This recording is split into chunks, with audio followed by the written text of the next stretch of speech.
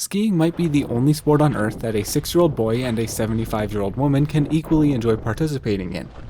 But because I enjoy ruining the magic for everyone, I have come up with 1,800 words all about the downsides of becoming a crippling snow sports addict such as myself. That seems to be an ample introduction. Look, based on previous episodes of Haters Guide, I have discovered that y'all are wholly incapable of reading a pinned comment or description, or heck, even a written disclaimer as part of the video. You all now get to suffer through an auditory disclaimer. So here you go. Yes, I am aware that a lot of this video is inaccurate. This is because many statements in this video are made up or exaggerated for effect, and many opposing facts, solutions, and/or possibilities are purposefully omitted. None of this video is based in fact and is not intended to be interpreted as such. This is not an overarching review of the ski industry, but rather an embellished satire intended to amuse and entertain. No hate is intended. This video should not be used to promote any sort of hate against any aspect of the ski industry. If you want a more genuine opinion on what's going on in skiing right now, go watch the video titled The State of the Ski Industry. If you wouldn't want to receive the comment you're writing, then don't write it. It's all a joke and y'all gotta relax. Don't take life too seriously. Please don't make me do an auditory disclaimer ever again.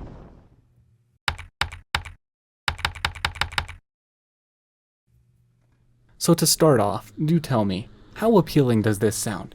Paying $300 to sit in 30-minute lines with 1,000 of your best friends, to then sit on a chair hanging from a rope for 10 minutes, and then after all that, freezing your toes off on 2 wooden sleds going down a sheet of ice for all of 2 minutes before you get to do that whole cycle all over again.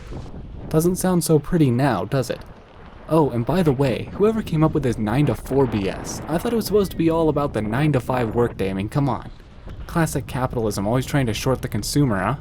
I just want you all to understand that you are part of a multi-billion dollar, multi-million person science experiment to prove that gravity still works. Don't trick yourself into thinking it's anything more than that. You know what? How about we go through a full Colorado Front Range ski day, starting at 5:30 when you wake up? I mean, obviously this isn't going to pertain to nearly all of you, but humor me here. Let's go ahead and use Denver to Breckenridge as our example. Right, so you're on the road at 6 a.m. In theory, you should be in Breckenridge well before 8, but there are 2 scenarios here. Either the snow is good and thus the traffic is bad, or you get there in plenty of time only to discover that the snow conditions are absolutely horrid. You ski about 8 runs because the rest of the time you're stuck in line before you go to grab lunch. You spend about 15 minutes hawking tables waiting for someone to get up and then go get your lunch. It costs you about $25 and the total lunch experience detracts about an hour from your experience. You get another 6 to 8 runs in the afternoon and then you head back down to your car. This is where most people make mistakes. See, a lot of you guys are naive. Everybody always forgets about the return trip, which is like summiting Everest without a plan to get back down. Oh, and by the way, people heading into the mountains are generally spread out over several hours. People heading out of the mountains? No, they're all at the exact same time. So generally, traffic is worth trying to leave the mountain than trying to get to it. But no worry, right? You're not concerned about getting to the resort in time for first tracks or a full day, or to meet your buddy or whatever it might be. The funny thing about skiing is that you want to get to the resort early enough that you get a full day of skiing in. But everyone defines a full day differently.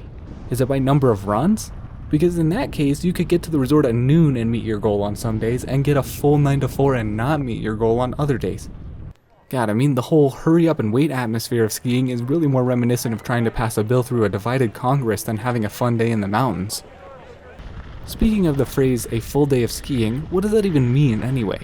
I mean, if you go play a game of hockey, you know you're going to be playing for 60 minutes, and you wouldn't show up right as the game starts. So why is it that for skiing you want to show up right around when lifts open? Too late and you're squandering precious time you could be skiing, but yet, if you get there too early, you have nothing to do. Any other sport you want to get there in advance. Skiing is all about the timing. Trying to get to the ski resort at a good time without knowing how roads and traffic are going to be on a given day is like trying to take a differential equations final exam at the culmination of an Algebra 1 course. We all stress about getting to the resort at what is considered on time, which is entirely idiotic when you consider that there is nothing you can do about it. I think that there's something about ski traffic that is just mind-numbingly stupefying. Your average Floyd Hill or Donner Pass traffic jam collectively has an IQ in the 2-digit range. Honestly, skiing is like going to Disney in that you're going to spend thousands and thousands of dollars to go wait in lines all day. But see, the difference is that when you go to Disney, at least the kids have fun, and the risk of injury is significantly lower. In fact, I'm pretty sure that skiing is the only sport in which you pay for the risk of injury. I mean, think about an NFL player. They get paid millions and millions of dollars because the risk of injury to them is so incredibly high. But yet, all of us sick psychos decide to go spend our money to inherit that same risk? I mean, yeah, we really are all a bunch of lemmings. Says one skier to the other, the road's an icy mess, it might close and strand us, we might freeze to death, but there's a 90% chance we make it to the resort and get to experience a powder day. Again, just think about the absolute insanity of that statement. I mean, yeah, you probably won't die, but who in their right mind in any situation other than going skiing would accept that level of risk just to go do something for fun? If I said to my friends, hey, I want to go down and visit this volcano, there's a 90% chance that it goes off without a hitch, an 8% chance that it erupts before we get down there so we'd have to turn around, and a 2% chance that it erupts while we're there and kills us all. Probably 9 out of 10 would look at me like I'm crazy. You know, I wasn't even going to go there. I wasn't going to do it, but I feel like I have to. So here's the punchline of the entire video. Skiing corporations. I mean, think about it this way. If your local bakery has a big chain bakery open next door, the local bakery is probably going to fade. But eventually, it's going to get put out of its misery and closed forever.